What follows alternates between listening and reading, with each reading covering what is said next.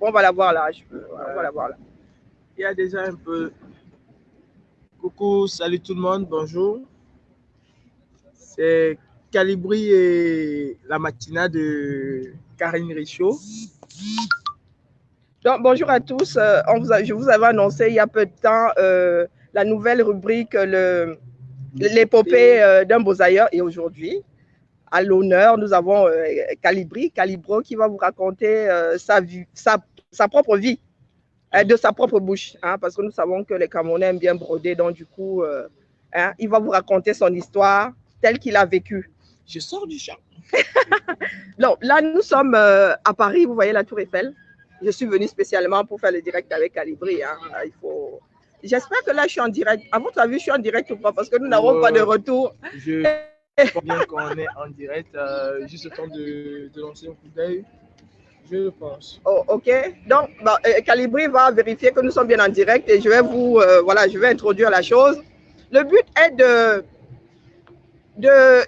donner la parole à ceux qui ont Beaux-Arts entre parenthèses, afin que ceux qui ont l'intention de Beaux-Arts sachent exactement ce qui les attend. Et question aussi de connaître l'histoire de ces enfants du Beaux-Arts, les enfants par-delà l'Afrique, qui mettent leur vie en danger.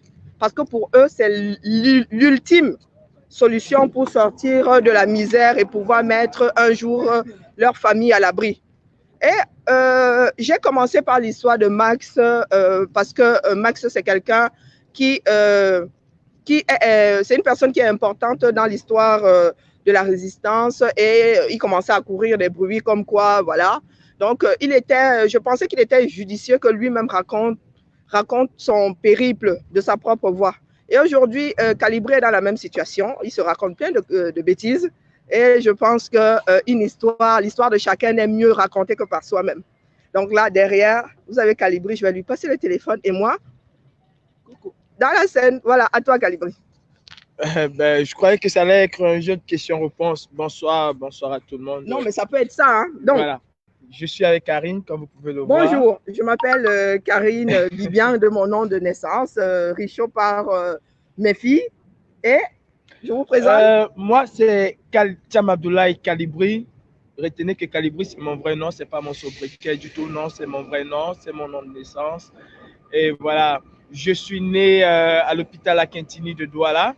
Ma maman et mon papa ont vécu à Bonedian. Si vous connaissez Bonedian, pour ceux qui ne le connaissent pas, Bonedian, c'est juste en face de l'école publique d'Aqua. Aujourd'hui, c'est l'Hôtel Lumière. Si vous connaissez l'Hôtel Lumière, alors vous connaissez le quartier de naissance de Calibro. Voilà où je suis né. C'est ce que je peux dire pour le moment. Alors, nous sommes aujourd'hui en plein Paris. Hein, vous avez la Tour Eiffel derrière nous. Et chacun d'entre nous a une histoire unique. Nous ne sommes pas arrivés ici pour les mêmes raisons et pas par le même chemin. Moi, je suis venue ici faire mes études de stylisme et le but était de continuer, de faire un petit tour d'Europe afin de regrouper tous ces savoir-faire de la mode et rentrer au Cameroun. Mais vous voyez, plus de 20 ans plus tard, je suis toujours sur la Tour Eiffel et je suis en plein dans la renaissance du Cameroun. Calibri, lui, je ne sais pas comment est-ce que lui est venue l'envie ou l'idée de quitter son cher et beau Cameroun afin que lui et moi, aujourd'hui, ici, sur les quais de Seine. Donc, Calibri. Avant de continuer, je vais vous dire que c'est ma nouvelle femme. Hein. Vous voyez, un amoureux au bord de la Seine.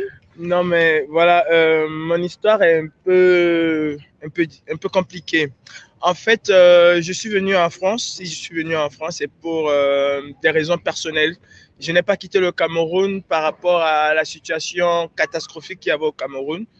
Vous savez, le Cameroun, on l'a dans la chair et on l'aime, où qu'on soit dans le monde. Voilà, je quitte le Cameroun parce que j'ai un vieux litige avec la France, un litige qui concerne mon papa. Et je venais en France pour pouvoir continuer ce combat. Vous savez, quand vous avez un problème de nationalité, il faut le dire avec la France, quand vous êtes au Cameroun, c'est très difficile à gérer. Alors, pour pouvoir avoir, je vais vous prendre un exemple. Hein. Mon papa avait besoin pour son certificat de nationalité d'un acte de naissance. Par contre, Nantes étant au Cameroun nous disait que cet acte de naissance n'existait pas.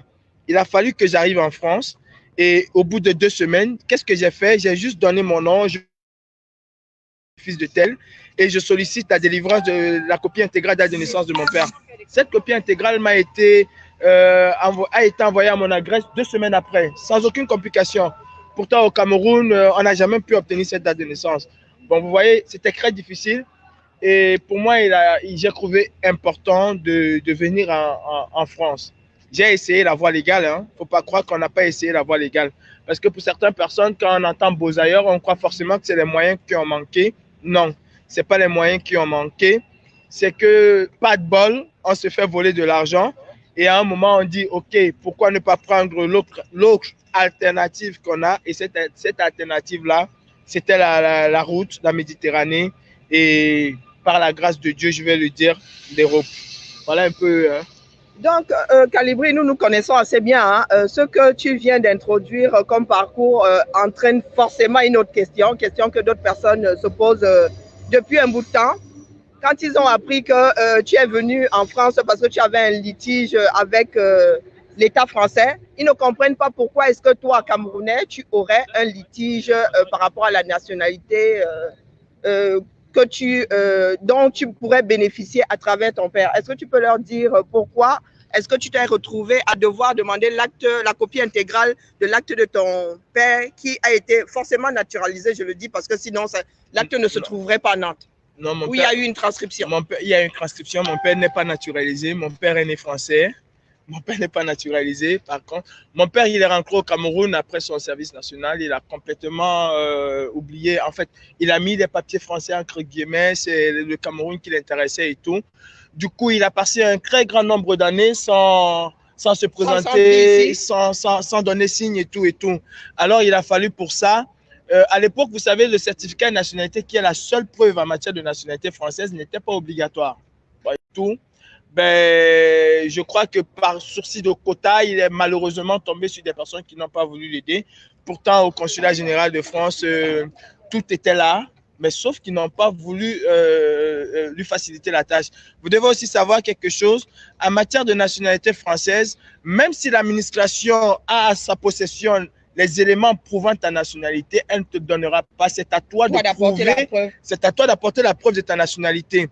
Et cette preuve-là ne peut être obtenue que par un acte de naissance, ne peut être prouvée que par un acte de naissance qui situe le lien de filiation entre toi et le parent que tu demandes.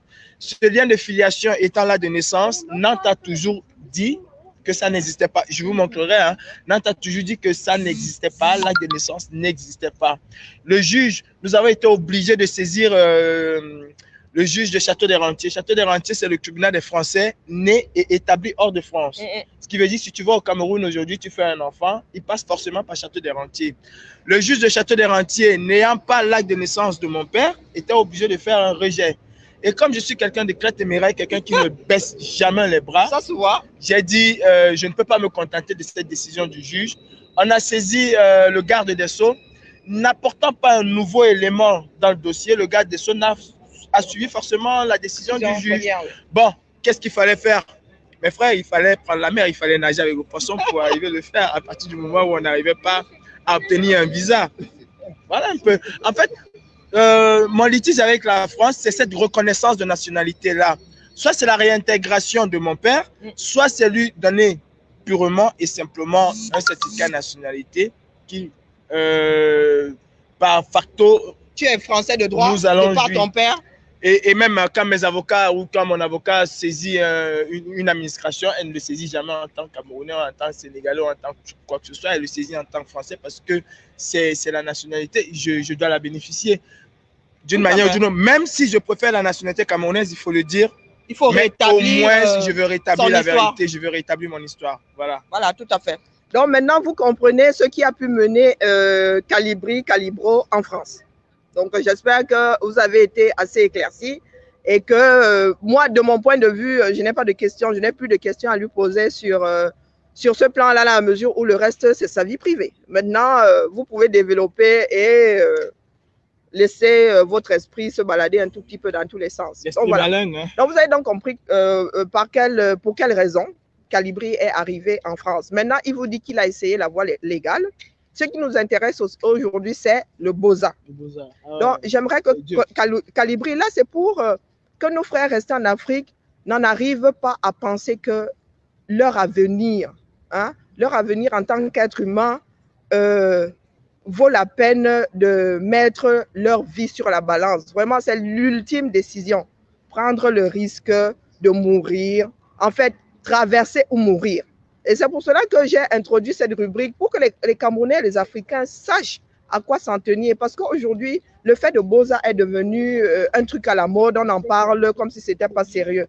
Donc là, franchement, je vais me taire pendant les longues prochaines minutes afin que Calibri vous raconte. Et Calibri, je te serais gré de vraiment leur raconter même les choses les plus... Je sais que tu nous as souvent dit qu'il y avait des choses vraiment exécrables. Il faut être honnête entre nous. Il faudrait être honnête. Quand on veut rétablir l'histoire, nous avons le devoir d'être le plus honnête possible. Donc là, moi, je disparais et je te laisse le direct. Tu disparais pas, tu restes à côté. Vraiment, mes frères, je ne saurais ancrer vraiment dans les détails de ce que j'ai vécu. Pas seulement moi, beaucoup de Camerounais, beaucoup d'Africains ont vécu sur cette route-là. J'appellerais ça la route de la mort. Je ne vais pas entrer dans les détails parce que je serais forcément obligé de faire un grand lame. C'est des souvenirs très difficiles. C'est des choses... au plus profond de moi, je n'aurais jamais imaginé qu'un être humain pouvait subir cela. Voilà mon parcours, comment je vais le décliner. J'ai essayé la voie normale pour obtenir un visa. Je me suis fait, comme on dit, frapper au Cameroun. Et je n'avais qu'une seule envie, c'était quitter le Cameroun. Certes, il faut le reconnaître. Il y a mon combat pour rétablir un peu mon histoire. Et aussi, il y a ce combat, comment je vais dire ça, cet espoir perdu de la jeunesse camerounaise. Je fais partie de ceux qui ont perdu l'espoir. Si le Cameroun me donnait ce que j'imaginais que la France allait me donner en rétablissant cette vérité, je ne crois pas que j'allais me battre. J'allais me battre parce que depuis 1998 jusqu'à présent, je continue à me battre. Donc, je n'ai pas baissé les bras. J'allais me battre. Étant au Cameroun, pour cette histoire, j'ai saisi beaucoup d'hommes politiques français, y compris le président Hollande, même avant qu'il ne soit président. J'ai saisi le président Hollande, j'ai les correspondances avec le président Hollande pour cette histoire. C'est un homme politique qui ne pouvait pas prendre de décision, il n'y avait que la justice. Et même le juge aurait dû rendre son verdict bien avant 2007, le moment où elle a rendu le verdict. Elle ne l'a pas fait tout simplement parce qu'elle avait encore espoir qu'on pouvait trouver la copie intégrale d'acte de naissance de notre papa qui allait libérer les choses. C'est le seul papier, c'est le seul papier qui a manqué, ce n'est pas deux choses, c'est la copie intégrale d'acte de naissance de mon papa qui a manqué. Sinon, il y a longtemps, j'aurais été français. Donc, n'ayant pas obtenu le visa, bon gré, mal gré, avec tout ce que je voyais se passer dans la Méditerranée, les morts tous les jours, quand tu mettais Hero News le matin, c'était des personnes, naufrage à gauche, naufrage à droite et tout. L'espoir fait vivre. Je comprends tous les Camerounais ou tous les Africains, je parle des Camerounais parce que je suis Camerounais et je parle de mes frères Camerounais. Je comprends tous les Camerounais qui se disent, mais l'herbe elle est plus verte ailleurs. C'est peut-être vrai, l'herbe elle est plus verte ailleurs parce que nos dirigeants n'ont pas fait ce qu'il fallait pour que l'herbe aussi soit verte chez nous. Tout simplement parce que nous aussi, en tant que citoyens, nous n'avons pas fait nos devoirs. Parce que si l'herbe est verte ailleurs, c'est parce que les citoyens ont essayé à leur manière et à leur niveau de faire changer les choses. On ne l'a pas fait et subitement, on se dit que peut-être c'est en allant qu'on va crever. Mais je peux vous assurer que le voyage en Libye, le voyage pour l'Europe, c'est quelque chose qui a complètement brisé ma vie. Si c'était à refaire, je ne crois pas. Je ne dis même pas que je ne crois pas. Je ne le referai pas.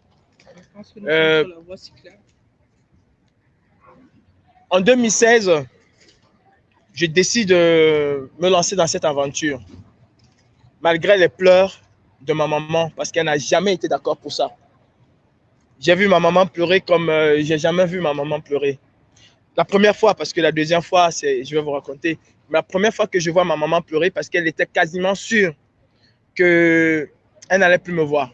En 2016, quand je décide de faire cette aventure, je me souviens encore le soir où je voulais voyager, je suis allé voir ma fille, j'ai pris ma fille entre mes bras, j'ai pleuré. parce que j'étais aussi certain que c'était un voyage sans retour. Soit ça passait, soit ça cassait. Et c'était peut-être la dernière fois que je voyais ma fille. J'ai dû revoir ma fille. Je suis allé à la gare routière de Bonabéry comme tout le monde. J'ai pris mon bus. J'ai pensé à ma fille parce que c'est des choses qui me marquent. J'ai pensé à ma fille. J'avais déjà acheté mon billet. Je suis descendu, Karine. J'ai dit non, je ne peux pas aller parce que ma fille me revenait tout le temps et ça m'a fait pleurer. J'ai pris mon sac, je suis descendu du bus. J'ai pris le taxi même. J'étais en train de stopper le taxi pour rentrer. Je me suis dit, mais je laisse ma fille et si je vais mourir comme ça. Je stoppe le taxi et après, je pense à l'avenir de ma fille. Je me dis, ok, tu vas rentrer. Et qu'est-ce que ta fille va devenir demain? Qu'est-ce que ton fils va devenir demain? C'est ça qui m'a encore fait rentrer. Je vous jure, hein, j'avais décidé non quand je pensais à ma fille. Ça m'a fait rentrer. Je suis remonté dans le bus. Sauf que le bus allait passer devant la maison de ma maman. Ah ouais. Le bus allait passer devant la maison de ma maman. Qu'est-ce que je fais? Je dors et j'ai espoir que je vais me réveiller peut-être à Manjo et j'aurais laissé la maison de ma maman derrière. J'ai pas de chance. Je me réveille à 500 mètres de la maison de ma maman. Et là, je commence encore à pleurer. Ben, c'est un peu tard, je ne peux plus faire marche arrière. J'arrive à Bamenda, ma fille encore me hante énormément. Ben, je pense à son avenir et je décide comme ça. À Bamenda, j'ai rencontré quelqu'un. Les Camerounais, quand ils veulent être gentils, ils savent être gentils. J'ai rencontré une personne que je ne sais pas si Dieu me donnera l'occasion de remercier cette personne et je ne remercierai jamais assez cette personne qui m'a beaucoup, mais beaucoup aidé dans mon voyage. Beaucoup. Cette personne m'a pris sous son aile, m'a amené au Nigeria et s'est arrangé à ce que j'entre dans une voiture, m'a même remis de l'argent qu'il ne me connaissait pas. C'était la première fois qu'on se voyait, une Camerounaise. C'était la toute première fois qu'on se voyait. Elle ne me connaissait pas, elle ne savait pas où j'étais. Mais quand je lui ai dit que je prends la route, que je vais en Libye, elle a pleuré comme si c'était ma soeur. Je vous jure, elle a pleuré comme si c'était ma soeur, comme si on se connaissait et tout et tout. Bref, je vais vous épargner tout cela. J'arrive au Nigeria comme tout le monde.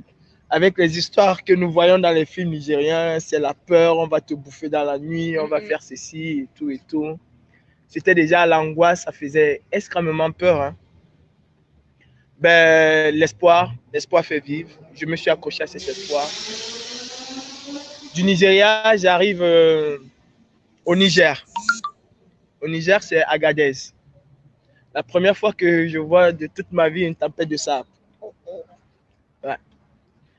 Ce que je retiens du Niger, Karine, c'est quelque chose aussi qui m'a marqué, c'est voir cet exode de la jeunesse africaine. Quand tu arrives au Niger, tu te rends compte que l'Afrique, à cette époque, à ce moment-là, en 2016, tu te rends compte que l'Afrique est en train de se vider. L'Afrique est en train de se vider, mais complètement se vider. J'ai vu des Camerounais, des Sénégalais, des Maliens, des Ivoiriens, des Burkinabés, des Nigériens. C'était incroyable. Ça m'a choqué de voir comment toute cette jeunesse africaine-là, toute cette force, c'est nous les jeunes qui devions construire nos pays. Ce n'est pas ces vieillards-là. Si nous on part, c'est pour laisser le pays à qui? C'est pour laisser nos pays à qui? Ben, j'ai compris une chose, peut-être moi je ne fais pas clos la misère parce que je viens chercher une identité, mais j'ai compris que pour eux c'était cette misère-là que j'ai quand même côtoyée au quotidien au Cameroun. Il ne faut pas qu'on se mente. Et c'est à partir du Niger que les choses commencent à se corser. Vous vous faites voler votre argent. Il y a des personnes qui viennent vous prendre, qui vous disent on va vous amener à tel endroit. Vous devenez même des prisonniers à partir du Niger. Ça commence à se gâter vraiment à partir du Niger. On te vole, tu deviens prisonnier parce que quelqu'un t'a acheté une bouteille d'eau. Cette bouteille d'eau-là, crois-moi, tu vas la payer peut-être à 10 000 ou à 20 000. Tu deviens esclave à partir du Niger. c'est le début de quelque chose où tu te dis, je veux retourner. Mais sauf qu'il n'y a plus moyen, tu n'as plus d'argent, tu n'as plus rien. Et la seule solution, c'est d'avancer. Et comment avancer? Tu as quelqu'un qui va peut-être te payer le transport pour la prochaine étape. S'il a dépensé 20 000, il faudra rembourser 100 000. En fait, ça devient vraiment l'esclavage. Ça devient l'esclavage. Tu quittes une misère pour l'esclavage. Au Niger, j'arrive à Arlit avec beaucoup de...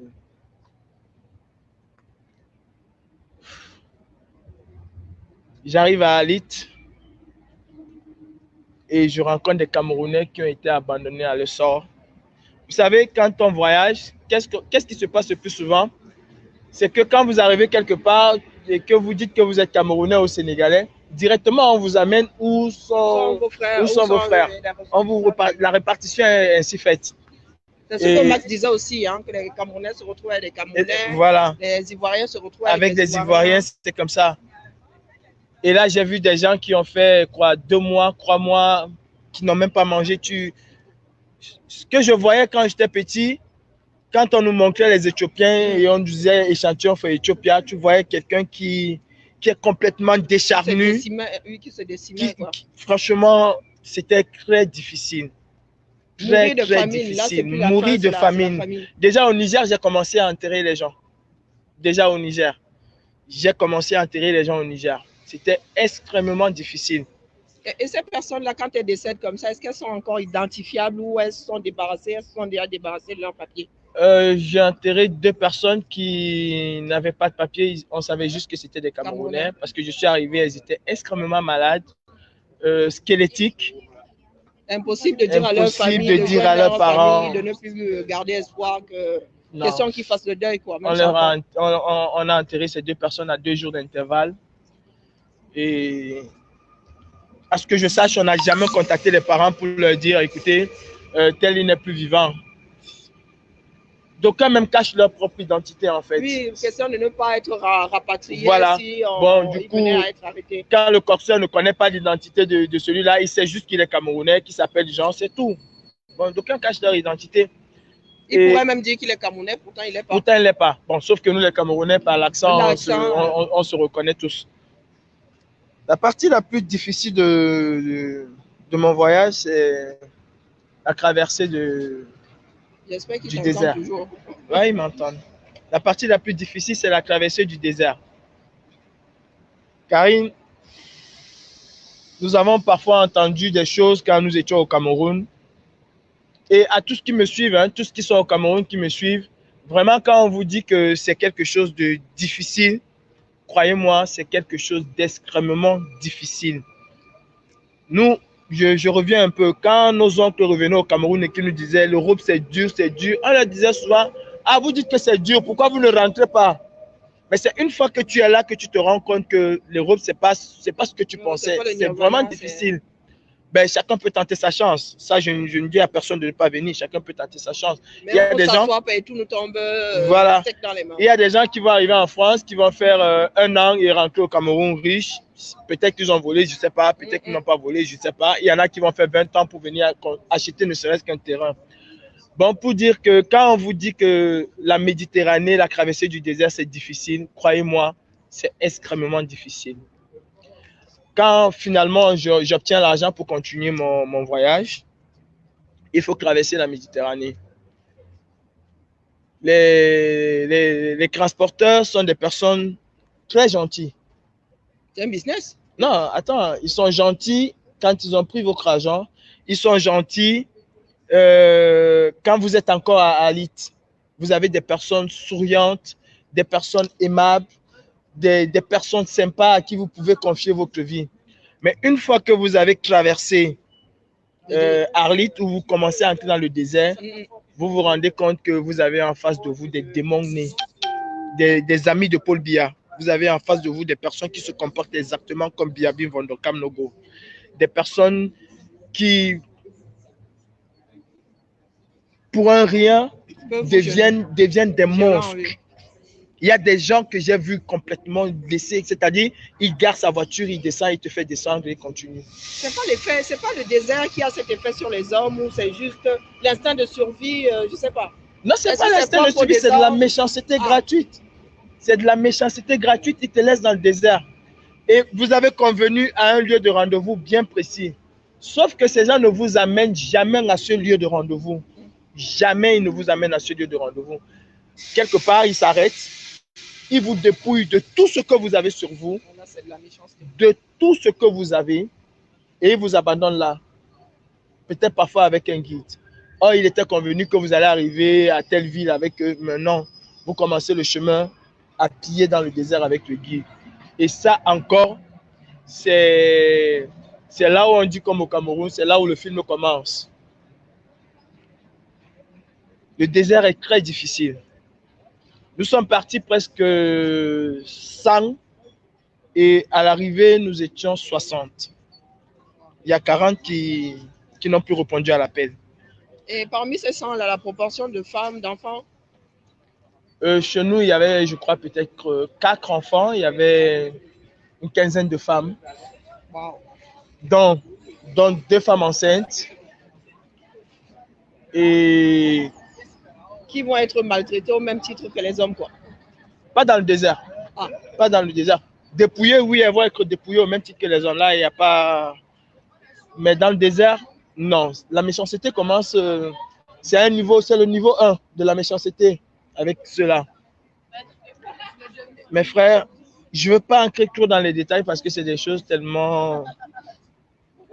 Je ne peux pas vous dire comment les 40 personnes... Si ces personnes sont mortes, ce que je présume, ou si ces personnes ont été retrouvées. En fait, qu'est-ce qui se passe au désert? C'est que quand le guide, lui, il est devant, il ne surveille plus le derrière. C'est vous qui devez vous accrocher. C'est vous qui devez vous accrocher à lui. Et tant pis pour ceux qui se perdent. C'est-à-dire, tu fais 2 minutes, tu craignes pendant 2 minutes. C'est à pied. C'est à pied. Tu craignes pendant 2 minutes, tu es un homme mort. Tu perds les autres. Et au désert, chaque 20-30 minutes, pour moi qui ai passé à cette période-là, il y avait ce qu'on appelait les tempêtes de sable. Et il fallait se couvrir, il fallait se cacher. Et si tu te caches, tu t'oublies. Oui, si tu te caches, tu t'oublies. Quand tu te lèves, tu ne vois plus personne. Il n'y a plus personne, tu as perdu les traces. Tu as perdu les traces. Et on arrive 60. Et ils s'en foutent. Hein. Ils s'en foutent. Je vais raconter une histoire parce que dans nos trucs de Beaux-Arts, il y a toujours des choses qui font rire. Le guide il nous amène vers un poste de police. Et son frère a disparu parce qu'il y avait 2 guides. Son frère a complètement disparu.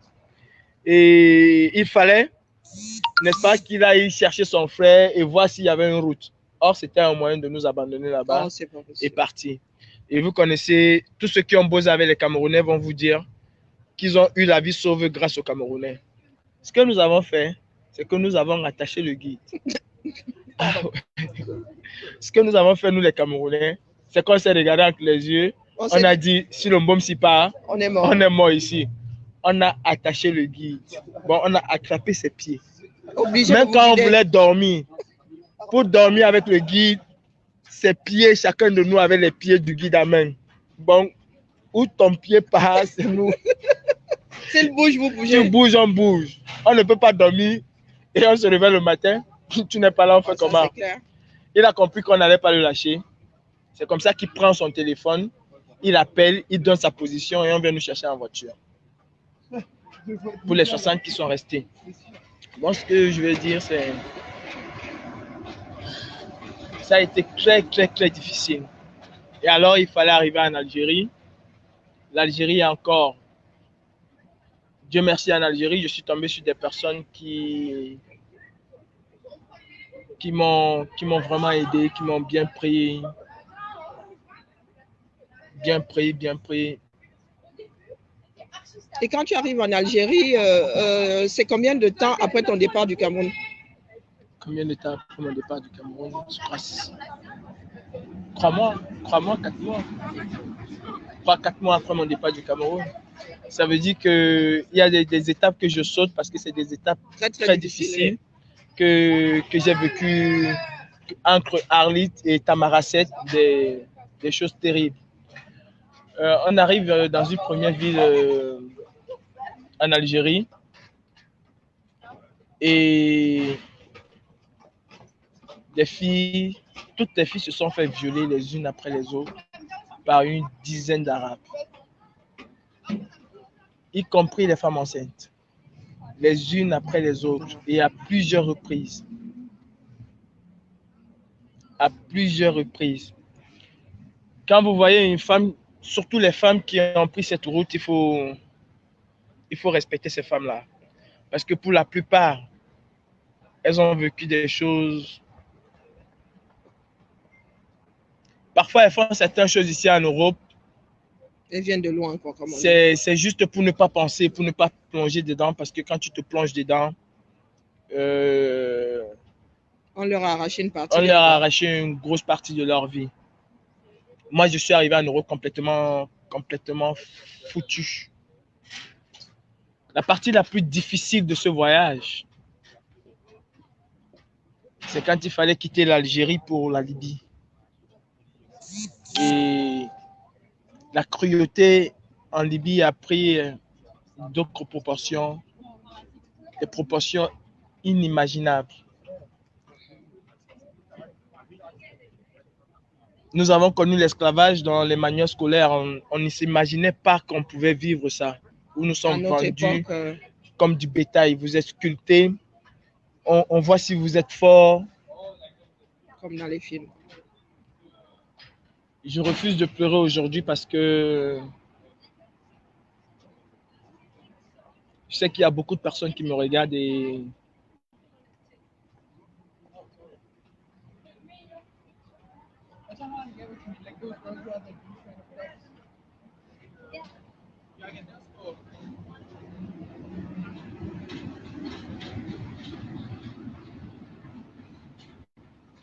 tu veux faire une pause? Je dirais tout simplement à mes frères, c'est une route que on ne conseillerait même pas à son pire ennemi.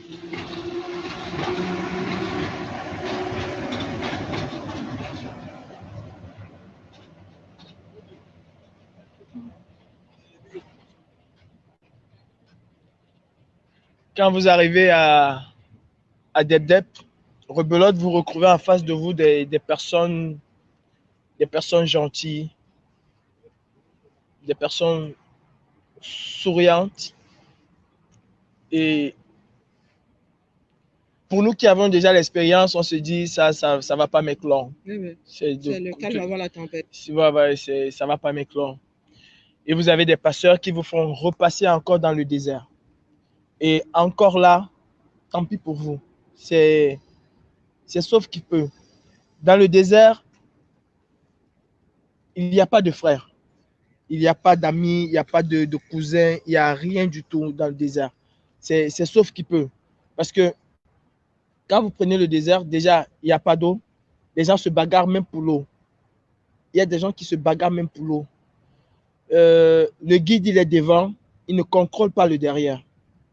Si tu as ton frère et qui tombe, si tu dis que tu vas sauver ton frère, tu n'arriveras pas. Vous deux, vous perdez. Tu n'arriveras pas. Et même quand le guide vous dit au guide qu'il y a quelqu'un derrière, ce n'est pas son problème. Nous avons dû, les Camerounais, parfois arrêter le guide de force. Mais je peux te dire que nous l'avons payé très cher.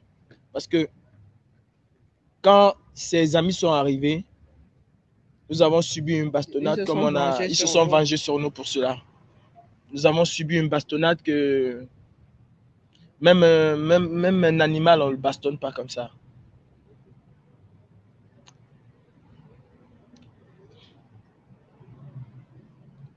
Et à partir de la Libye, c'est devenu...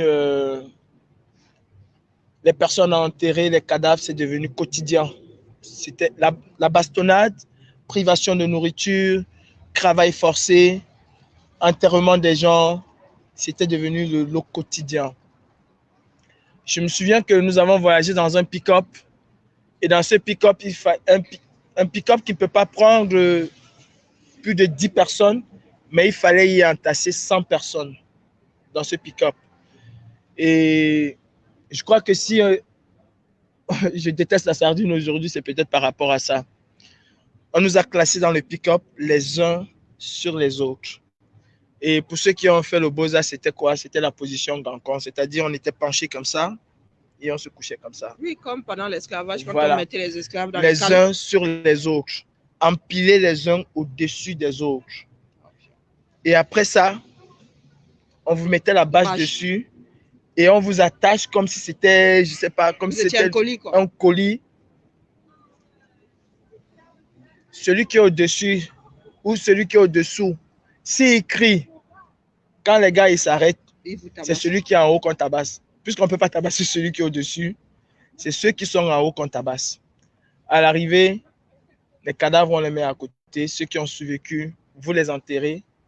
Ceux qui ont survécu, vous continuez. Et ce n'est qu'une étape, parce qu'il y a encore des étapes et des étapes et des étapes et des étapes. En Libye, chaque Libyen a une prison chez lui. Nous ne sommes même pas à la lumière. Chaque Libyen, mes frères, a une prison chez lui. Ouais. C'est le noir en Libye est devenu un commerce qui rapporte plus que l'agro. Chaque Libyen a une prison chez lui. Pendant que son voisin te libère, lui, il te récupère. C'est... Dans le désert, ce que les gens ont vu de la Méditerranée, parce que la Méditerranée a avalé aujourd'hui 20 personnes, demain 30 personnes, c'est très petit par rapport à ce que le désert lui-même avale. Nous avons parfois traversé des trentaines, voire des centaines de corps abandonnés dans le désert. Je ne me souviens pas en journée avoir fait 20 mecs, ou 30 mecs, ou 40, ou 50 mecs, sans compter parfois 2 ou 3 cadavres. Je ne me souviens pas. J'ai passé mon temps à compter, à enterrer les gens en Libye. Enterrer. Franchement, j'ai arrêté de compter quand je suis arrivé au nombre de 100, mais j'en ai enterré beaucoup plus. S'il y a un endroit au monde où je ne conseillerais même pas à un Africain de se trouver, c'est bel et bien la Libye. Les Algériens, on va dire qu'ils sont des racistes. Je ne vais pas le nier. Mais ce n'est pas ce racisme à outrance. En Algérie aussi, oui, on est traité un peu comme des moins que rien. Vous avez des enfants qui vous tapent dessus, qui vous jettent des pierres, vous ne pouvez pas parler, tout ça. Oui, on l'a en Algérie. J'ai vécu des scènes, même si on ne m'a pas touché personnellement, mais j'ai vécu des scènes. Ici en France, tu me fais ça, je te casse la gueule. Si on veut m'en faire, je m'en fous. Tu me fais ça, je te casse la gueule. Ou, par exemple, pour voyager, pour aller à Gardaïa, vous prenez un bus, vous êtes obligés, vous les Africains, d'acheter peut-être les 10 ou les 20 dernières places. Il faut un tampon entre vous et les Algériens. Et même quand vous achetez ces places-là, vous avez des gens qui viennent cracher complètement sur vous. Celui-ci sort son parfum, il vient, il pulvérise, il part s'asseoir. 15 minutes après, c'est son frère qui vient pulvériser. Et il ne le fait pas seulement, il crache et il pulvérise. C'est-à-dire, on vous montre que vous êtes des... La violence psychologique. Psychologique, que vous ne valez rien, que vous êtes de moins que rien. Ça, oui, j'ai connu ça en Algérie. Mais en Libye, c'était non seulement la violence psychologique, c'était la violence physique, c'était...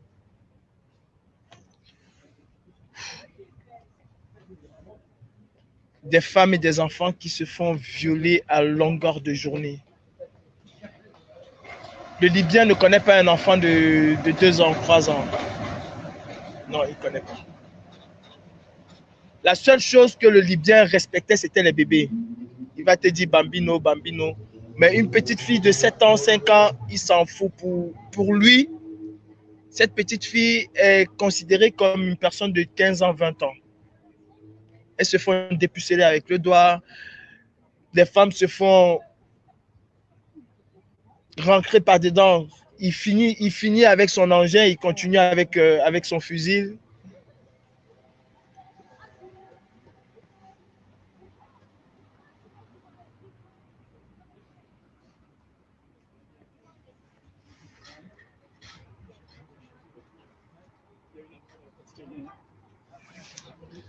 Je crois que je vais Oui, ça commence vraiment à être difficile. Hein. Finalement, je me demande si c'est une bonne démarche de réveiller autant de souvenirs. Mon but était comment dire, de prévenir le Boza, que les Africains comprennent qu'aujourd'hui, nous gagnons à nous battre, à nous battre pour développer nos pays et non mettre en danger nos propres vies au risque d'être animalisés jusqu'à ce point. Parce que nous sommes dans un monde qui a évolué aujourd'hui. Beaucoup de peuples sont passés par l'esclavage. L'esclavage a été aboli et nous aujourd'hui, parce que nous avons des dirigeants complètement irresponsables, nous nous trouvons où nous nous sentons obligés de devoir mettre notre vie sur la balance afin de vivre d'une façon digne. Et il est grand temps que le peuple africain sache graduer les choses, se dise que vaut mieux se battre dans son propre pays et avoir une vie meilleure au lieu de risquer de mourir, d'être animalisé, d'être vendu comme un esclave chez le voisin. Aujourd'hui, nous ne voulons pas nous battre pour notre pays. Je parle spécifiquement des Camerounais. Nous ne voulons pas nous battre pour un Cameroun meilleur. Ça revient à nous condamner à prendre cette route du désert, cette route de la Méditerranée. L'Afrique, le Cameroun en particulier, a près de 60% de sa population qui a moins de 40 ans. Et c'est cette population qui prend la route de l'exil. C'est cette richesse-là qui est en train de se vider de l'Afrique. Un pays n'est riche que par les hommes. Ce sont les hommes qui font la richesse d'un pays. Ce n'est pas le territoire, ce n'est pas une poignée de personnes qui pensent avoir le pouvoir. Donc, mes chers frères et sœurs, le but n'était pas de replonger Kalibri dans tout ce qu'il y a de plus douloureux dans sa vie. C'est ça qui l'a mené à ce combat aujourd'hui. Ça aussi, c'est pour faire comprendre à nos frères que si Kalibri, lui, qui a vécu autant de drames, se retrouve aujourd'hui à devoir se battre pour que d'autres personnes n'aient pas à vivre ça, il est de la responsabilité de chacun de le respecter. On ne vous demande pas de vénérer ceux qui ont décidé de se battre pour un meilleur Cameroun, mais de respecter le fait qu'ils aient été animalisés et ils n'aient pas décidé de se transformer, de se laisser faire. Parce qu'il n'y a pas beaucoup de personnes qui sortent indemnes de ce genre de choses. Il y a des personnes, la violence appelle la violence. Il y a des personnes qui traversent ce genre de choses et qui sont animalisées éternellement, qui deviennent de gros assassins, qui deviennent de gros violents. Donc, il faudrait remercier le ciel que de temps en temps, il y a des survivants qui décident de mettre leur vie au profit de leurs frères pour qu'ils n'aient pas à vivre ce genre de drame.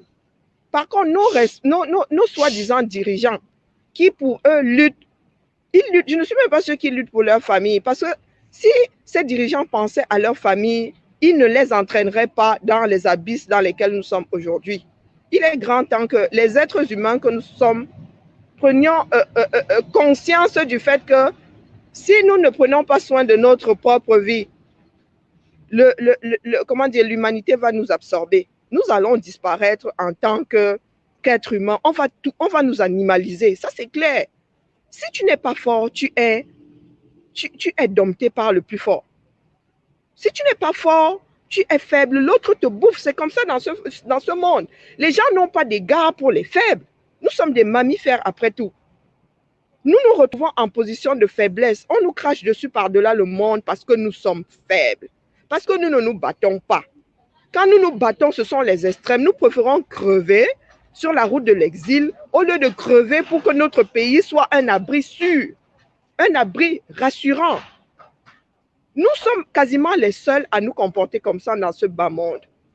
Toutes les sociétés ont été martyrisées par d'autres groupes. Mais il est arrivé un jour où ces sociétés ont dit trop c'est trop. Il est grand temps que nous aussi, on vive d'une façon humaine, qu'on vive comme eux. Quand est-ce que le peuple africain va comprendre ça? Quand est-ce que le peuple africain va comprendre que tous les peuples sont passés? La France que nous voyons ici aujourd'hui a été sous domination ottomane, a été sous domination celte, a été sous domination, mais ils ont décidé de lutter. Il y en a qui ont lutté pendant des siècles. Aujourd'hui, nous avons un monde qui est complètement mâché. La médecine est faite, beaucoup de choses sont faites. Nous n'avons qu'à faire du copier-coller, mais nous sommes même incapables de le faire. Qu'est-ce que nous avons fait comme choix? Nous avons décidé de nous détruire, de nous entretuer entre nous comme si les autres ne nous tuaient déjà pas. Comme si les autres... Lorsque les Occidentaux vont faire un reportage et nous publier ça sur les chaînes télé disant que oh, les esclaves en Libye, nous, esclaves, allons sortir, dire stop à l'esclavage en Libye, mais qu'est-ce que nous faisons pour que ça s'arrête? Qu'est-ce que nous faisons pour que ça s'arrête? Nous sommes là, nous ne voulons même pas gérer la source du problème. Nous sortons, nous crions, et puis le lendemain, on arrête. Nous attendons toujours que ce soit les autres qui se battent pour nous. Si nous ne nous battons pas pour nous-mêmes, est-ce que vous pensez vraiment que les autres vont se battre pour nous? Ah, ça, jamais. Je ne vous dirai jamais assez que nous n'avons de la valeur. Notre vie n'a que de la valeur pour les autres que si elle en a pour nous-mêmes. Si tu vis comme un chien, les autres vont te traiter comme un chien. Il ne faut même pas se leurrer. Nous sommes ici en Occident, nous voyons comment est-ce que ça se passe. Moi là, je vous dis que je ne vous donne pas 30 secondes. Si vous faites semblant de vouloir faire preuve de racisme, je vous arrête net. La vie est un combat. La vie n'est pas un long fleuve tranquille. Il faudrait que les Africains le comprennent. Nous sommes responsables. Notre vie n'est que l'ensemble de tous nos choix. Cessons de penser que nous sommes pauvres parce que les Occidentaux. Nous sommes faibles parce que les Occidentaux. Nous sommes faibles parce que nous ne voulons pas nous battre. Point final. Donc, Calibri, franchement, je suis désolée de t'avoir poussé dans tes retranchements, mais le but n'était pas celui-là. Non, non, non. Écoute, Karine, c'est parfois bien de raconter son histoire. Ça libère, ça ouvre l'esprit. Je n'aurai jamais honte de cette histoire, mais à aucun moment. Au contraire, cette histoire, ce voyage a fait de moi ce que je suis aujourd'hui, c'est-à-dire l'homme déterminé à faire en sorte que d'autres frères ne puissent pas vivre ce que j'ai vécu. De faire en sorte que mes frères camerounais se sentent à l'aise chez eux au Cameroun et de réveiller aussi les Camerounais parce que tant qu'on ne se battra pas, on ne changera pas. Comme a dit Karine, les Français se sont battus pour qu'on puisse éclater, pour qu'on puisse avoir ce que nous avons. Les Américains, pour avoir cette belle vie, ces routes immenses que nous voyons, se sont battus, ils se sont levés, ils ont sacrifié leur vie. Comme je le disais, ce qui m'a révolté en Libye, c'est cet enfant camerounais de 6 mois et sa maman que j'ai enterré. Et ce jour-là, j'ai pris une décision, j'ai dit, plus jamais ça. Ça n'arrivera plus. Je ne vais pas me contenter de me battre pour moi, mais je me battrai pour que plus aucun Camerounais, pour que plus aucun Africain ne puisse subir cela. Il y a une époque où on suppliait les Camerounais de sortir.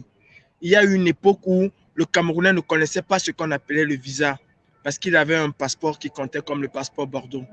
Oui, les Camerounais ont vécu cela. Ils ont vécu cette époque-là.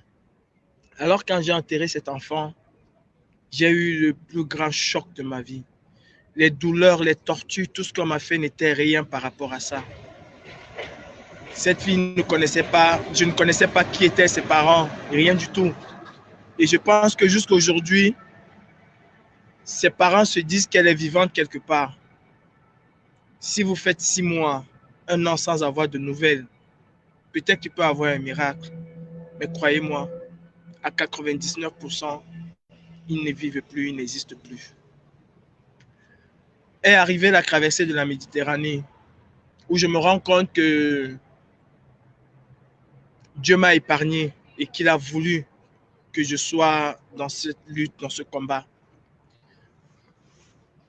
La traversée de la Méditerranée a été quelque chose de très difficile aussi. Je me souviens avoir payé mon boza, comme on dit, et que le jour où il fallait faire voyager les gens, celui-là qui s'occupait de nous, Mohamed, vient, il lit les noms et il me dit, Tiens, tu ne pars pas. Je lui demande pourquoi, il me dit que tu dois encore me donner de l'argent. Je lui dis, mais attends, je dois te donner l'argent comment? Il me dit, non, tu dois me donner l'argent. Il m'a rajouté 250 €. Karine, j'ai passé toute ma nuit à l'appeler pour lui demander, mais attends, on a causé un truc, je t'ai donné ce que tu voulais, l'argent est venu, tu as récupéré ton argent, on a envoyé l'argent en Algérie, tu as récupéré, tout était bon. Pourquoi aujourd'hui tu me dis que je ne pars pas? Je ne comprends pas, moi je veux partir. J'ai harcelé Mohamed toute la nuit. Le lendemain matin, quand Mohamed vient, il me dit, tu pars. Et je lui dis, non, je ne pars plus. Je vais te donner tes 250 €, je ne pars plus. Et c'est comme ça que 2 jours après, on envoie ces 250 €.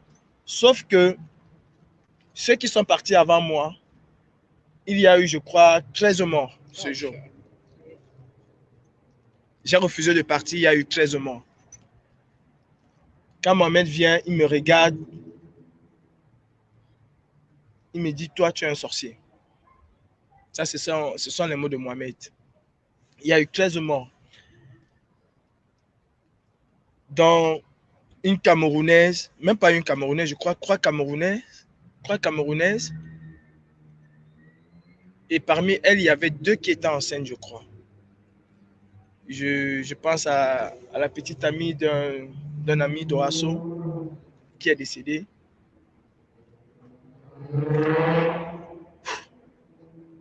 Bon, cet épisode est passé. Et les autres qui sont partis, d'autres ont été arrêtés, d'autres ont échappé, d'autres ont été mis dans des camps. Dans le groupe d'Olivier Tiana. Il était parmi ceux qui ont vécu ces morts-là. Donc, la vie d'Olivier et la tienne sont liées. Ouais. C'est pour ça qu'il va beau dire ce qu'il veut de moi. Je ne pourrais même pas le répondre à Olivier parce que je sais que nous avons traversé des moments très difficiles ensemble. Et pour ça, vous ne me voyez jamais le répondre. J'ai répondu une fois parce qu'il avait dit des trucs qui n'étaient pas exacts quand il a parlé de ma famille, mais le reste, j'ai rétabli la vérité. Je répondrai jamais. Il peut même taper sur moi, je ne vais même pas répondre. Parce que ça, pour moi c'est ce lien est indélébile. Il n'y a rien qui va l'effacer. Quoi qu'il fasse, il n'y a rien qui va l'effacer. Et j'aurai toujours du respect pour lui. Je dis aussi merci à ma famille qui a toujours été là. À ma maman qui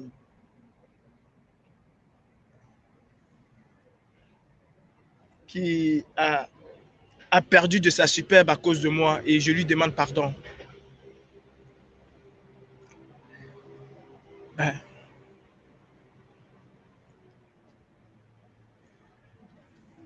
L'envie de voir l'Europe à tout prix est tellement forte, est au-dessus parce qu'on a perdu, on a tout perdu.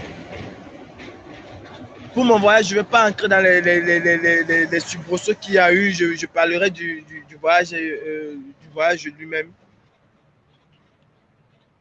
Ces gars, ils viennent gonfler le cul devant nous et le Zodiac, il est percé. Okay. Ah ouais, ça, il faut le dire. Le Zodiac, il est percé. Quand nous entrons dans le Zodiac, nous avons déjà l'eau jusqu'aux genoux. Nous avons l'eau jusqu'aux genoux. Et quand nous prenons la route, je me souviens de cette femme ange qui pleurait, qui demandait de rentrer. Elle dit, le bateau est percé, rentrez. Elle commence à pleurer sa maman. Il y a un autre bassa qui lui dit, ta bouche, ferme ta bouche. Hein? Tu veux qu'on rentre où? Où on va tous mourir? Où on va tous arriver? C'est des moments un peu où on peut rire un peu. En fait, bien que les gars étaient conscients que le bateau pouvait couler parce qu'il y avait déjà de l'eau, il avait déjà pris de l'eau. Mais personne ne voulait rentrer. Personne. Avant que le Libyen ne vienne dire Nichem, bon, le Libyen vient nous dire que c'est Deva, il n'y a personne qui va rentrer. Même les Camerounais ou bien les Maliens ou tous ceux qui étaient là, on se demande que si c'est la mort, c'est la mort. Si c'est la réussite, c'est la réussite. Bon, il n'y a personne qui voulait rentrer. C'est comme ça qu'il y a un Guinéen et d'autres qui ont commencé à enlever l'eau. Ben, on est parti. Dieu merci, au petit matin, au matin vers les 10h, 11h, Vous avez été récupéré on a été récupéré par un bateau Lifeboat. C'était un bateau pavillon allemand, je crois, oui, un bateau pavillon allemand qui nous a récupéré Lifeboat. Ce bateau, quand ce bateau est arrivé, ils nous ont vus. Ils nous ont dit que leur bateau est un petit bateau. On va rester là en attendant parce qu'ils ont appelé un autre bateau, Save the Children, un grand bateau qui devait venir nous récupérer. Et ils ont voulu nous laisser là dans l'eau pour venir nous transborder après dans le grand bateau. Et c'est déjà dans le bateau même, la fille de Ange, j'ai sauvé son fils parce que son fils était déjà... En fait, la pression de l'eau, quand nous partions, quand nous quittions la Libye, nous avions de l'espace. On n'était pas nombreux. On était, je crois, 120, quelque chose comme ça. On n'était pas nombreux, on avait de l'espace.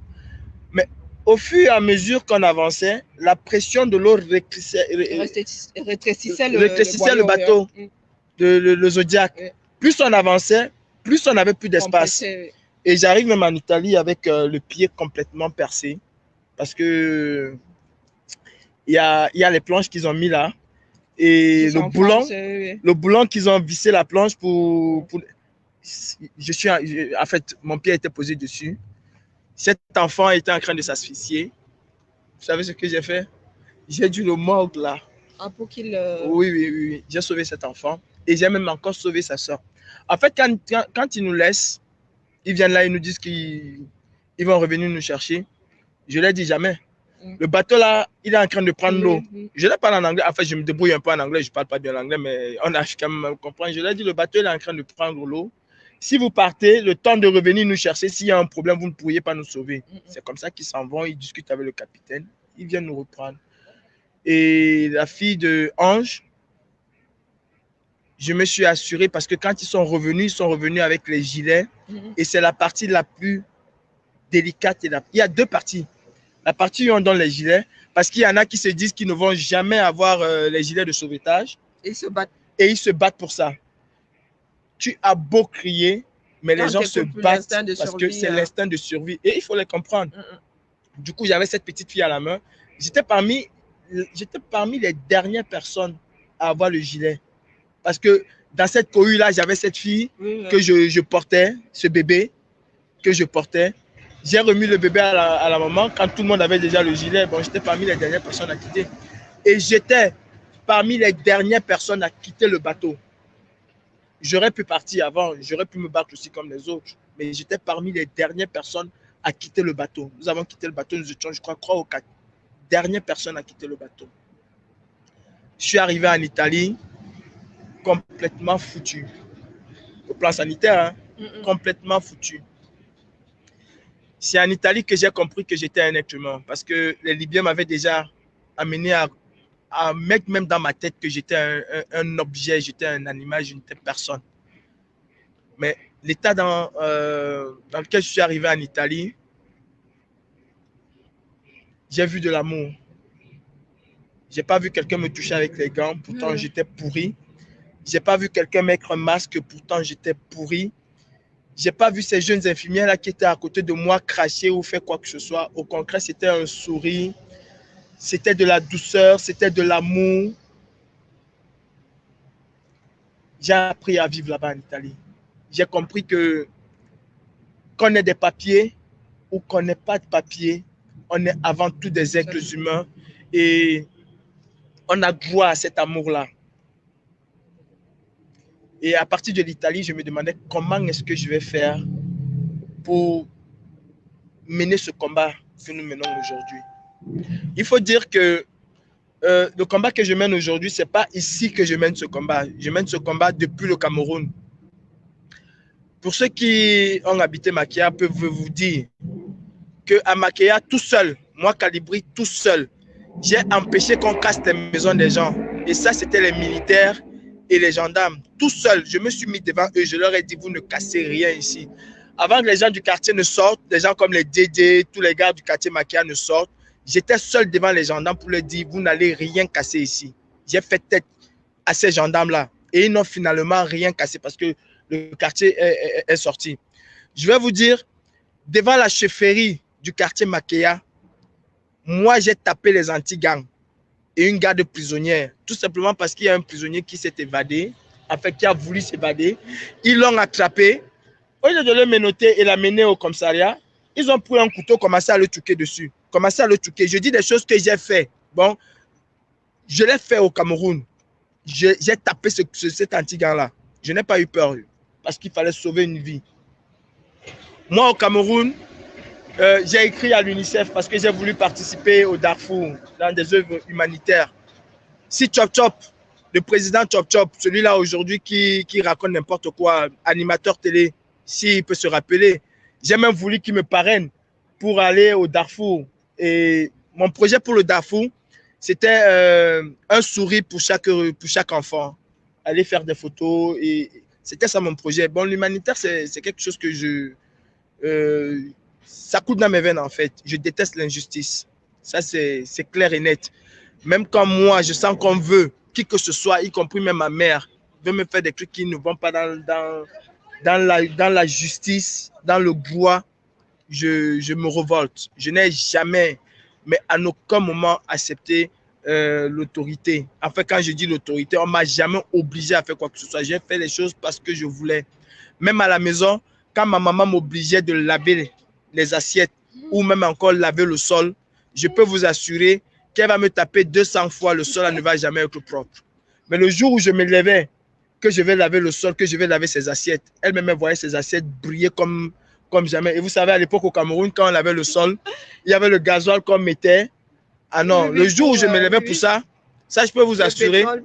Ah non, non, non, mon sol brillait, tu pouvais même te mirer sur mon sol. Franchement, ça brillait de chez briller. Mais quand on me forçait, vous montez, vous descendez 2000 fois, je vais le refaire. Mais parfois même, elle s'est découragée, mais je disais, laisse, fais comme tu veux. Bon, j'ai jamais supporté. Mais en Libye, on m'a fait comprendre que j'étais un animal et tout et tout. Alors, je me mets dans ce combat, je crois que c'est le 6 novembre 2017, quand je vois les jeunes Camerounais, ceux-là même qui n'ont pas d'espoir, aller chanter Paul Biya, Ayop, Ayop, Ayop, je me mets dans tous mes états. J'ai pleuré comme un enfant, voir cette jeunesse-là qui n'a plus d'espoir. Ça m'a rappelé tous ces jeunes que j'ai vus souffrir, mourir au désert. J'ai dit non, je ne peux pas. C'est là où j'ai commencé ma première vidéo. Et c'est là où j'ai eu mon divorce avec ma maman parce qu'il faut dire qu'avec ma famille, c'est vraiment cassé. Ma maman était militante du RDPC. Mes frères même sont militants du RDPC. Et quand ils ont vu cette vidéo, ils n'ont pas supporté. Et la cassure, la barrière, c'est la deuxième fois que je voyais ma maman pleurer. Oh, en fait, Biya a déjà mis dans la tête des Camerounais que dénoncer quelque chose qui se passe au Cameroun est égal à mort. Oh, on va te tuer, oh ceci, oh cela. Ma maman a beau faire ce qu'elle a fait. Je lui ai dit, j'entre dans ce combat avec 2 pieds et ce n'est pas pour ressortir. C'est pour dire quoi? C'est pour dire que la Libye m'a transformé. Si je suis dans ce combat tel que je suis, avec les convictions que j'ai aujourd'hui, c'est par rapport à ce que j'ai vécu en Libye. Et quelques semaines après ma vidéo, je fais la connaissance de celui qui est devenu aujourd'hui mon ami, pas seulement mon ami, mon frère, Max Seigneur Ivoire. C'est comme ça que je rencontre Max Seigneur Ivoire. Et on décide en 2017 mettre sur pied une plateforme où on va sensibiliser les jeunes Camerounais. Et nous y sommes jusqu'à aujourd'hui. Bon, j'ai fait la connaissance de Max Seigneur Ivoire en novembre 2017. Et on met cette plateforme sur pied. Hein. Ce qui me fait sortir encore de chez moi pour me mettre définitivement dans la rue, c'est les enfants du Nord et du Sud-Ouest. Du Nord Cameroun qu'on a tué. 2 femmes et 2 bébés. Et ça m'a rappelé cet enfant que j'ai enterré. J'étais chez moi, j'étais au nord de la France, à Calais, quand Abdulaziz Moundé a lancé cet appel. Suzanne Bara a relayé, a fait une vidéo. Comme tous les matins, j'étais câblé sur tout ce qui est africain. J'allume mon téléphone et je vois cette vidéo. Je vois qu'il y a des Camerounais qui veulent manifester. Je n'ai pas hésité un seul instant à prendre un billet de TGV qui m'avait coûté, je crois, c'était 180 €. J'ai pris un billet de TGV, j'ai pris une chambre d'hôtel à Paris et je suis monté. Et depuis ce jour, je n'ai plus jamais quitté la rue. Et je peux vous assurer que j'ai une haine, ça je le dis, et je le dis clair et net. Et je pense que beaucoup de Camerounais ont cette même haine. J'ai une haine viscérale contre Biya et son régime et son système. Je ne me reposerai jamais tant que ce régime dictatorial est encore au pouvoir. Parce que c'est milliers de Camerounais. Et je sais qu'il y a des milliers de familles au Cameroun qui n'ont plus les nouvelles de leurs enfants. Des milliers de Camerounais sont morts dans le désert. Et c'est la faute à un seul homme. C'est la faute à Paul Biya qui n'a pas su leur donner l'espoir. Vous allez me dire qu'il y a des Français qui quittent. Oui, il y a des Français qui quittent. Mais ils ne prennent pas le même chemin. Eux, ils ont au moins un passeport où ils iront à l'ambassade, on va leur donner le visa. Ils n'auront pas besoin de faire la queue. On ne va pas leur dire que ce sont des réfugiés économiques. On ne leur dira pas ça. Par contre, la majorité des Camerounais qui ont pris cette route-là, 90%, 97%, je dirais même, sont des réfugiés économiques. Ils sont partis parce qu'il n'y avait plus de l'espoir chez eux. Et le rôle d'un président de la République, c'est assurer l'espoir à sa jeunesse, à son peuple. On nous a dit quand nous étions petits que la jeunesse est le fer de lance de la nation. La jeunesse du Cameroun n'est pas le fer de lance de la nation. La jeunesse camerounaise est ce fer de lance oublié. Comment pouvez-vous nous parler de jeunesse fer de lance de la nation quand vous avez à la tête d'une association de jeunes quelqu'un qui a 52 ans dans un pays où l'espérance de vie à lui-même est de 53 ans pour les hommes et 55 ans pour les femmes? Comment peut-on avoir quelqu'un de 52 ans à la tête d'une structure qui parle de la jeunesse? Ça veut dire que les jeunes ne sont pas comptés. Les jeunes sont des laissés pour compte. Allez voir tous ces enfants qui meurent, qui sont morts dans le désert, qui meurent dans la Méditerranée.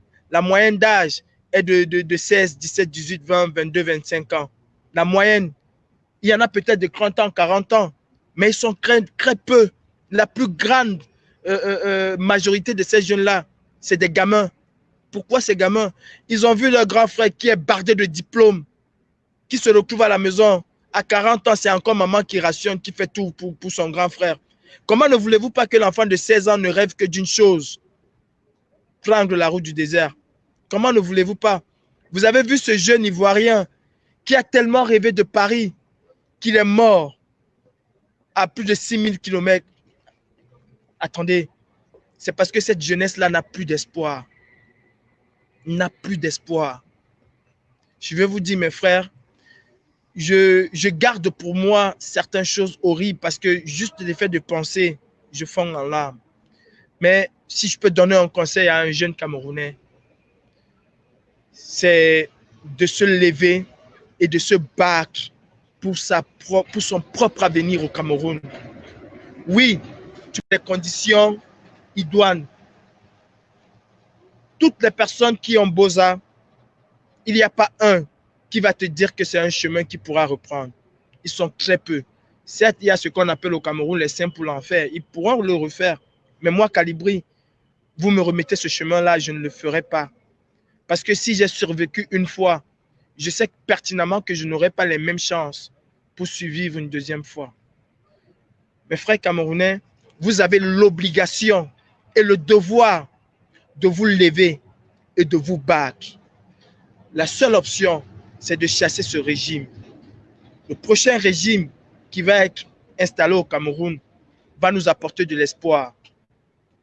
Je peux vous dire, hein, moi, ma vie, je ne compte pas la faire en Europe. Je compte rentrer au Cameroun, faire ma vie, parce que je serai plus mieux au Cameroun qu'ici. Ici, comme on dit, on a certes des facilités, mais ces facilités-là, on peut les avoir au Cameroun en se battant nous-mêmes, comme les Blancs se sont battus pour avoir le minimum qu'ils ont. Et même ce minimum, ils ne sont pas satisfaits. Ils se battent tous les jours. Vous voyez les gilets jaunes se battre, ça fait plus d'1 an que les gilets jaunes sont dans la rue. Ils se battent pour qu'on améliore même ce qu'ils ont. Nous, on trouve ça comme le diamant. Mais si on donne ce qu'un gilet jaune gagne à un Camerounais, mais il est le roi du monde. Nous, on trouve ça comme le diamant, mais pour eux, c'est insuffisant. La lutte pour la survie humaine, la lutte pour l'amélioration de ces gloires, c'est une lutte perpétuelle. Ce n'est pas une lutte qui s'arrête. Ce n'est pas parce que nous voulons installer un homme de justice au Cameroun que nous allons croiser les bras. Nous allons toujours nous battre pour que le quotidien de Camerounais s'améliore. C'est une lutte perpétuelle. En 69, les étudiants se sont levés ici en France pour changer le système. Les lycéens ici en France ont fait, je crois, c'est... Ils se lèvent quasiment chaque année. Ils se lèvent chaque année, mais ils ont fait abandonner une loi. Dominique de Villepin, je crois, quand il était Premier ministre. C'était plutôt Juppé. Hein. Il y a aussi Dominique de Villepin. Oui, oui. Les étudiants, les élèves, c'est-à-dire les élèves au Cameroun, tu ne pourras même pas rêver qu'un élève du cours moyen 2 ou de la 6e va se lever pour dire au gouvernement, la loi que vous votez pour nous, là, n'est pas une bonne loi. Ici, ils le font. Et la constitution camerounaise le garantit. Les élèves au Cameroun peuvent le faire. Nous nous battons pour un Cameroun de gloire. Nous nous battons pour un Cameroun de justice.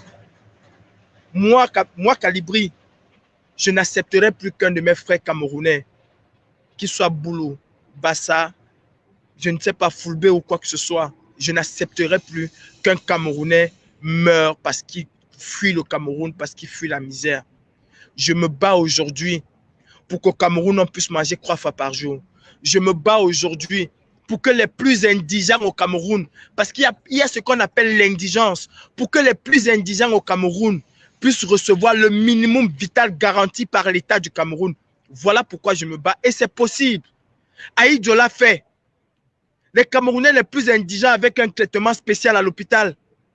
Ils ne payaient pas l'hôpital comme tout le reste. Tous ces gens-là qui sont autour de Biya, y compris Biya, a bénéficié de l'État du Cameroun. Pourtant, la France avait 50% encore. La France avait 50% des avoirs camerounaises. Mais au moins, ces Camerounais vivaient mieux.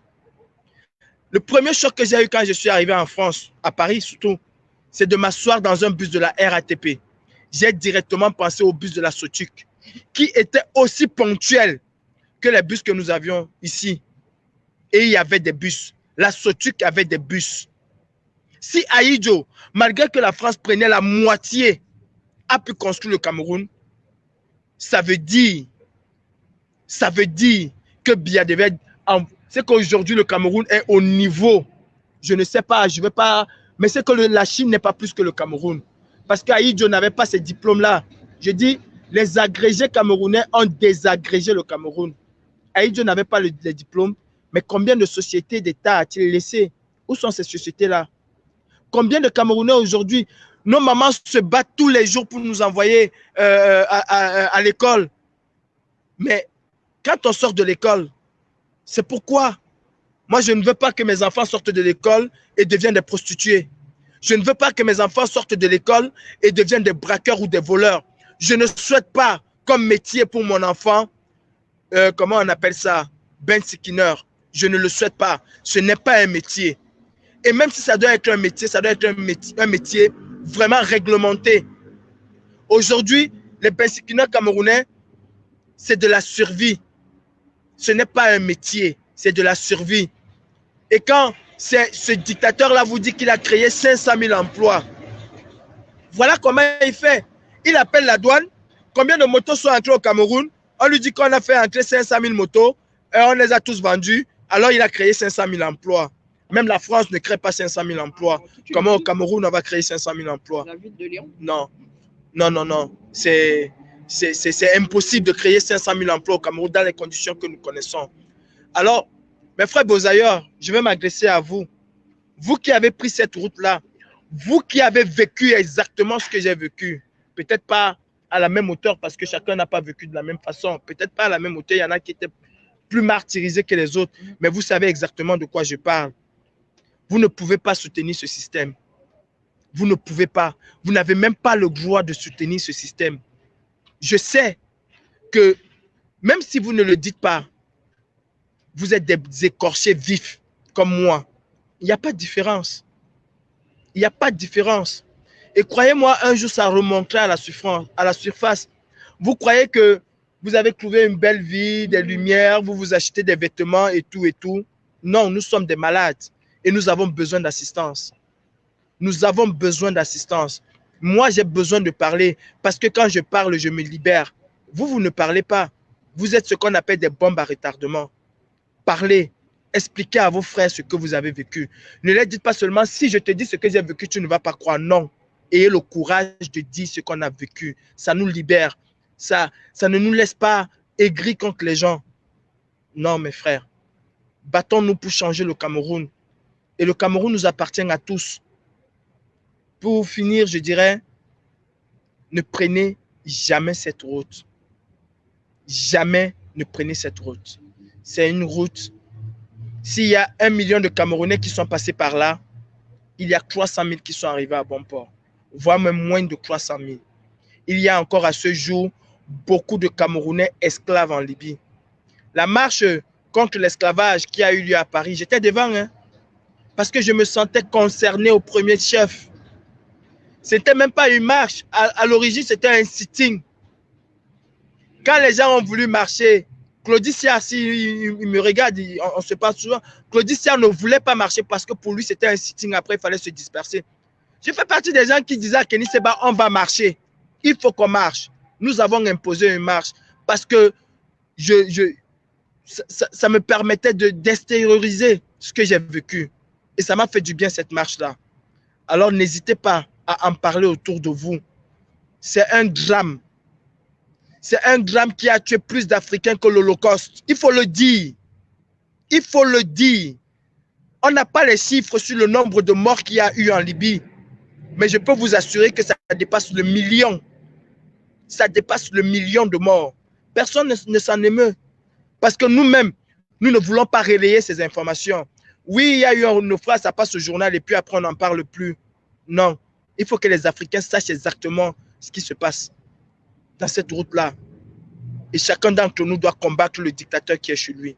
Parce que s'il n'y a pas de dictateur chez nous, je peux vous assurer que les Africains ne prendront jamais cette route.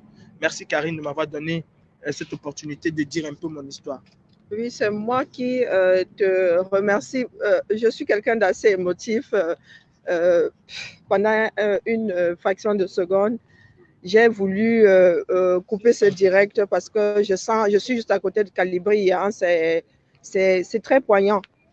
Donc là, vous avez remarqué qu'il fait nuit. Nous avons dû nous mettre sous de la lumière pour être vus, pour ne pas être confondus à l'obscurité. Donc nous allons devoir rebrousser chemin et tout en vous souhaitant une soirée acceptable. Je ne sais pas qui passera pour la personne qui veut bien passer lors du prochain épisode, que la personne nous contacte inbox sur la page des Amazones de la Résistance ou dans mon inbox pour qu'on puisse mettre une affiche, pour qu'on puisse produire une affiche, qu'on puisse convenir d'un jour et de l'horaire. J'espère que vous avez, vous avez pu percevoir tout ce, pas tout, vous avez pu mettre le doigt sur ce que traversent les fils d'Afrique. Et que quand vous couchez ce soir, vous allez, avoir une pensée pour tous ceux qui ont quitté la vie, qui ont laissé la vie à la recherche, leur vie à la recherche d'une vie meilleure. Et avoir aussi une pensée pour tous ceux qui sont encore dans le désert et qui vont y laisser leur vie ou réussir à traverser comme Calibri. Comme Calibri vous l'a dit, nous avons le devoir et l'obligation de nous battre afin que nos pays soient vivables pour nous tous. Sur ce, bonne soirée à tout le monde et sur ce, préparez-vous, car l'assaut final au Cameroun, c'est bientôt. Chaque Camerounais doit inscrire cela dans sa tête. Bientôt, ce serait la désobéissance civile jusqu'à la chute de ce régime. Préparez-vous. C'est tic-tac, tic-tac, ça arrive. Coupé. Manandi, extinction des feux. C'est pas moi qui suis au direct du direct.